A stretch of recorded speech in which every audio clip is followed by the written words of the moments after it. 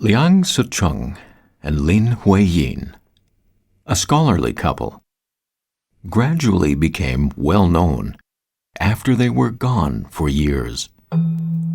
Today, people speak of their remarkable family backgrounds and erudition, as well as Lin's beauty, flair, and romance, and Liang's obsessive love for an ancient city from half a century ago.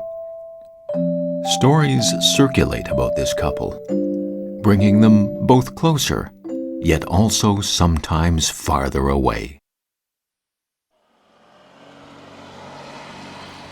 In the autumn of 2007, a rare private collection brought us to the deep forests in the American Northeast.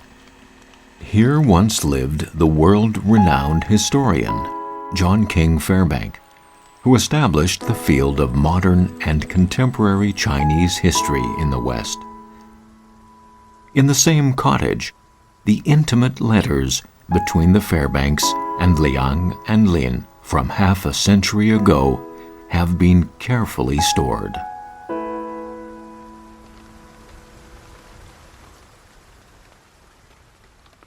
wanted to show you my father's study. These files, and in many of the books and scrapbooks around here that we discovered a lot of the, some of the correspondence with the Liangs. And some of these are from Phyllis Lin Huiyin, and some are from Liang Sicheng, 1934. And it's very cute. She calls it the deluxe edition. Hand-drawn, hand-typed, and the text was by my mother, and the photographs were by Liang Sicheng, and my father apparently took some of these photos as well. This is a particularly wonderful item that we discovered. I discovered when in the back room of my parents' house in Cambridge, and I always wondered what it was, but I never had been looked into it, and so. But this is a wonderful discovery. And apparently it was a gift from Lin Huiyin to my mother when they were leaving China in 1935. And it was full of fabrics that are still in very good condition. I have some beautiful robes I'll show you later. Yeah, I'll show you. This is beautiful. Oh, exquisite. So, and inside the box was also delightful to discover that there was a picture of my mother and Lin Huiyin when they would first started their friendship in the 30s. Dearest Wilma, I'm sending the red leather chest over to you. This red beauty really is quite sweet too.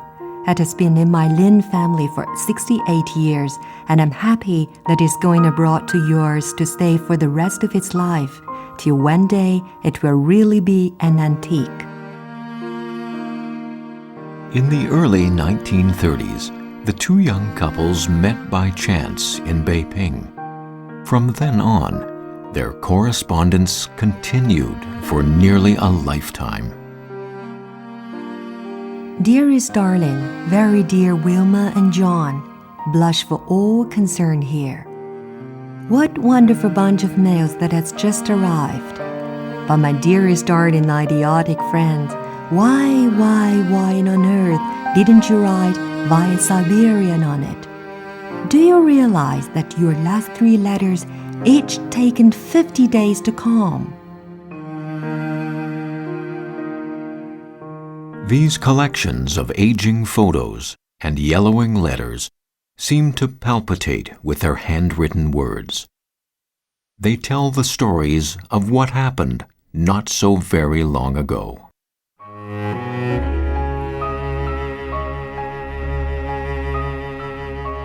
While I am typing this, begging for books. So much happened. We don't know how to begin telling. Dearest Anyway, Wei, this is not the letter. I have been going to write since last year. My dearest That Phyllis letter- and Sichung. Phyllis, you darling, to welcome me with such a rush of warmth. These letters between China and the U.S. continued for over a decade, until December 1948, Now when that I feel Beiping that was we have liberated. perhaps only a month or two to write freely to you all in USA without postal service difficulties or whatever we...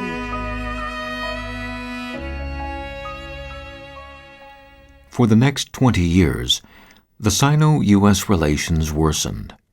Their correspondence was completely cut off.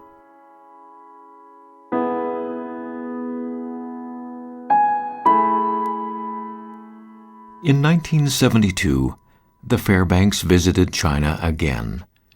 However, their most intimate friends, Liang Sicheng and Lin Huiyin, had already passed away.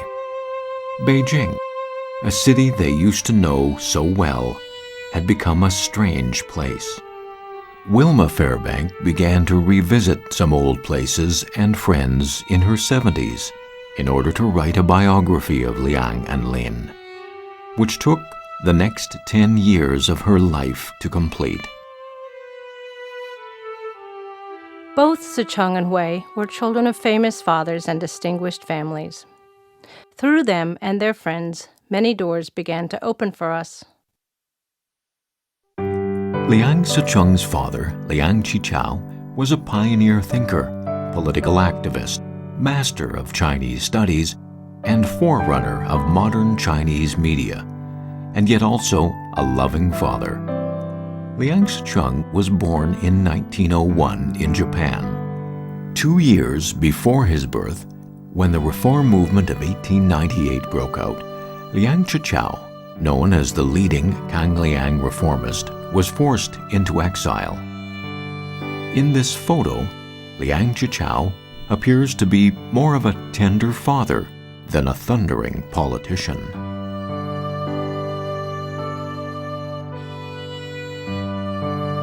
Lin Huiyin, 3 years younger than Liang Sicheng, was born in Hangzhou in 1904. Her father, Lin Changmin, was also a political activist. Known for his chivalry, Lin was also a gentle and sweet father. On the margin of this group photo with Huiyin and her cousins, Lin Changmin jotted some notes about the children. Huiyin holds her elder cousin's hand. They appear very close, even though they always fight over sweets, and I often have to step in to mediate. As a child, Huiyin didn't see her father very often. When she was 2, Lin Changmin went to Waseda University in Japan to study politics. Lin was different from his 2 younger cousins, who were revolutionary martyrs. Lin Changmin aspired to work in politics to establish a constitutional government in China. He and Liang Qichao were united by their similar political ideals. In 1907, when Liang Sicheng was 6, the Liangs moved to Sumako, Japan. They lived in a seaside villa. Behind the villa, there was a pine forest.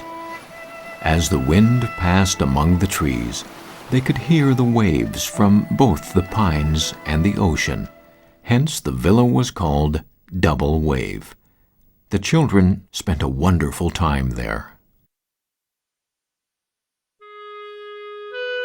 Lin Huiyin's childhood, however, was not blessed with much sunshine or happiness. This is Lin Changmin's diary, preserved by the Liang household. Here, Lin Huiyin pasted several letters sent to her from her father when she was still a child. 挥而之兮，得如两信，我心甚喜。而读书尽意，有训良之道理，我尤爱汝。 Huiyin was intelligent and much cherished by her father since she was young. However, her father, in want of a son for the succession of the family line, married a second wife when Huiyin was 8, and thereafter fathered another daughter and 4 sons. Hui Yin's mother was no longer in favor. Family tensions left an indelible mark on her personality. In 1909, Lin Changming returned to China. 2 years later, the 1911 revolution broke out. Well acquainted with the parliamentary system, Lin Changming was elected to be Secretary General of the Provisional Senate. 我不在家，汝能为我照应一切，我甚喜也。